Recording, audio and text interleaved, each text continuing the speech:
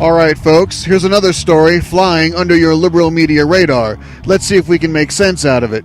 The media is fairly mum about Fusion GPS co-founder Glenn Simpson testifying to Congress in a closed-door session earlier this week. But it's all part of the ridiculous Russian meddling case they wouldn't shut up about, but in which now seem to have suddenly lost interest.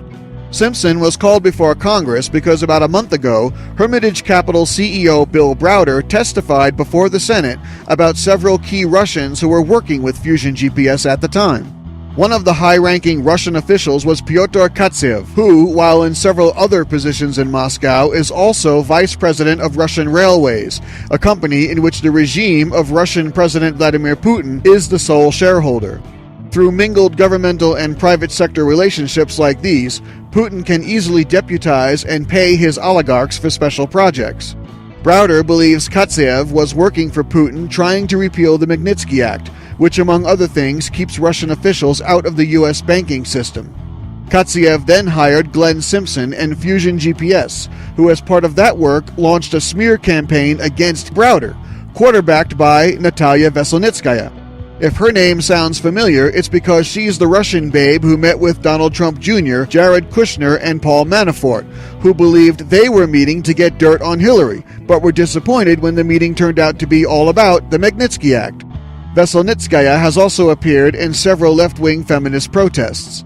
At the time of that meeting, Veselnitskaya was employed at Prevezon, a Cyprus-based real estate holdings company run by Denis Katsev, the son of oligarch Pyotr Katsev.